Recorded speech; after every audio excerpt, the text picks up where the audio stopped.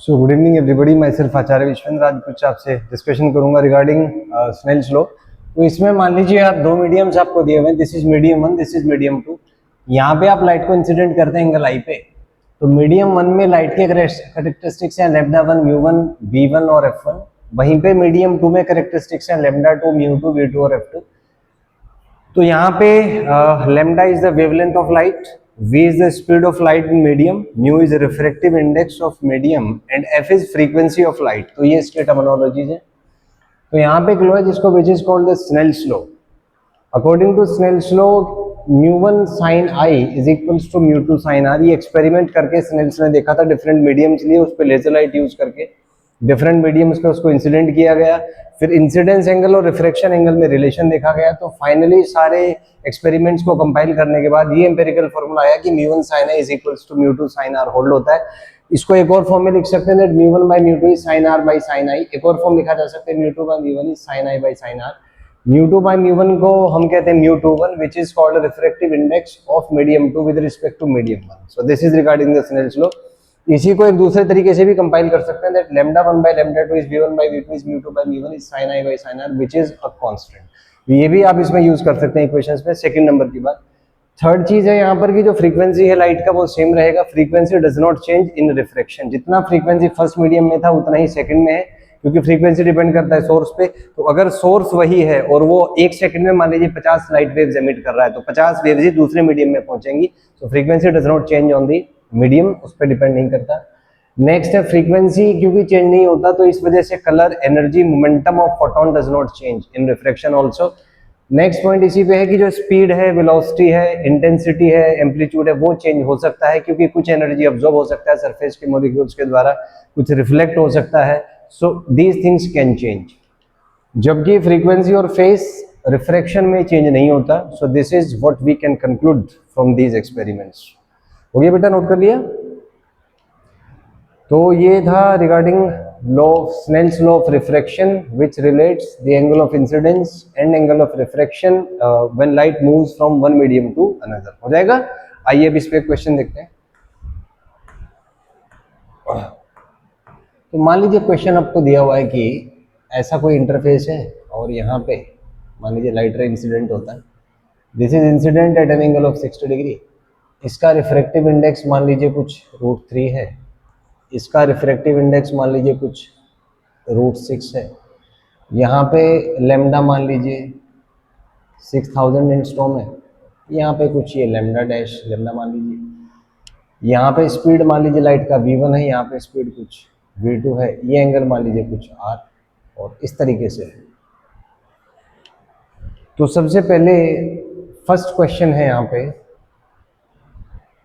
अच्छा फ्रीक्वेंसी मान लीजिए कुछ 10⁻15 हर्ट्ज दिया हुआ है, मान लीजिए कि ऐसा कुछ है। सबसे पहला क्वेश्चन है कि v1 का वैल्यू क्या होगा, बताओ। v1 म्यू कितना दिया हुआ है, √3। तो किसी मीडियम में जो स्पीड है वो होता है c बाई म्यू। 1 है तो म्यू1 यूज कर लीजिए, तो c बाई म्यू1। c कितना बेटा, 3 इंटू 10⁸8। म्यू1 कितना है आपका, √3। तो यहाँ से क्या आ जाएगा आपका, √3 इंटू 10⁸8 मीटर पर सेकेंड। √3 कितना होता है भाई, 1.732 इंटू 10⁸8 मीटर पर second. This is the first question. आसान है कि नहीं, पक्का? ठीक है। अगला क्वेश्चन इसमें मान लीजिए पूछे आपसे v2, ये क्या होगा, c बाई म्यू2। नहीं, c कितना बेटा, 3 इंटू 10⁸8 और म्यू2 कितना आपका, √6। तो ये क्या आ जाएगा, देखो 3 है तो √3 नीचे 2 आ जाएगा इंटू 10⁸8। √3/2 होगा लगभग √1.5 10⁸8।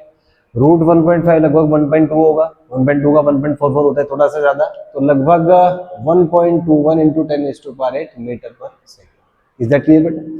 अब यहाँ पे क्वेश्चन आता है कि डेंसर मीडियम और रेयरर मीडियम, क्या चीज, डेंसर मीडियम और रेयरर मीडियम। तो बेटा डेंसर मीडियम वो होता है जिसका म्यू ज्यादा होता है या जिसमें स्पीड कम होता है। Is that clear? तो इन दोनों मीडियम में से रिलेटिवली अगर कंपेयर करें तो किसका म्यू ज्यादा है,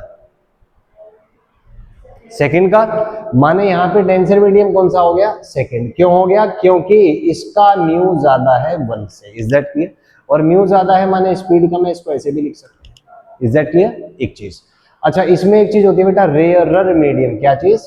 रेयरर मीडियम। ये इसका उल्टा है। रेयरर मीडियम माने जिसका म्यू कम है या जिसमें स्पीड ज्यादा है। तो बताओ इन दोनों में से रेयरर कौन सा हुआ? 1। तो μ1 इज लेस देन μ2, इसका मतलब 1 कैसे मीडियम हो गई? रेयरर मीडियम हो। कैसे मीडियम हुआ? रेयरर।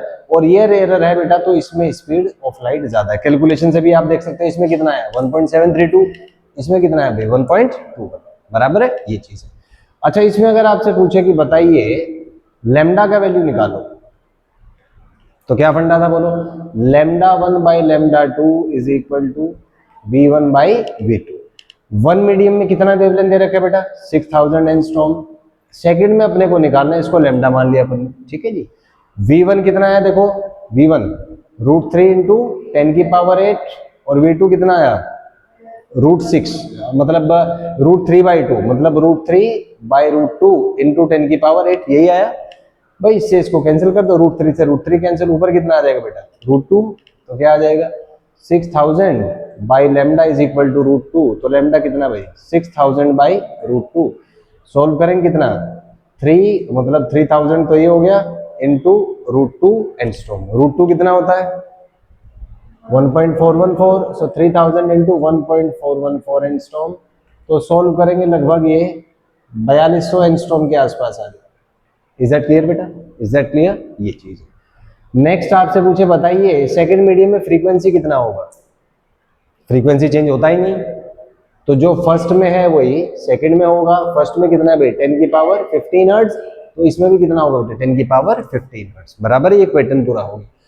अब नेक्स्ट पूछा है आपसे जी एंगल आर कितना होगा, कैसे निकालोगे? स्नेल्स लॉ लगा दो। क्या था μ1 sin i is equal to μ2 into sine of r. μ1 कितना बेटा √3, आई एंगल कितना है जी 60, μ2 कितना बेटा √6 साइन ऑफ आर। तो साइन 60 कितना होता है भाई √3/2, this is √6 sine of are.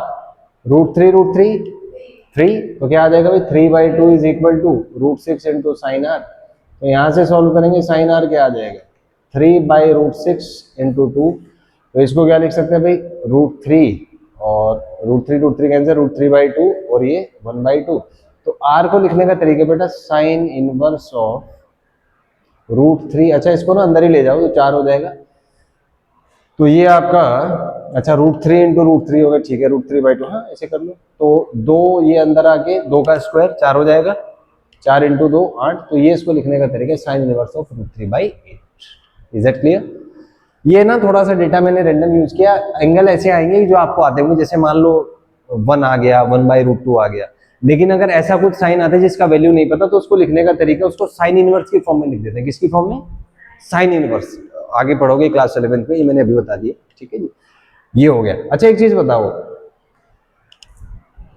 जब लाइट मीडियम 1 से 2 में जाएगा तो क्या क्या चीज चेंज नहीं होगी? कलर, एनर्जी, और एक चीज और था फ्रीक्वेंसी, क्योंकि ये सारे फ्रीक्वेंसी पे ही डिपेंडेंट है। Is that clear? Does not change, है ना।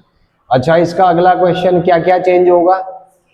स्पीड और वेलोसिटी, जाहिर सी बात है स्पीड चेंज हुआ तो वेलोसिटी बदलेगा। एम्पलीट्यूड, और क्या बेटा इंटेंसिटी। क्या चीज? इंटेंसिटी। अच्छा, इसमें एक चीज और डाल लो, फेस भी चेंज नहीं होता, face remains the same, intensity, बराबर है। तो ये इसके कंक्लूजन से क्लियर है, नोट कर लीजिए फटाफट।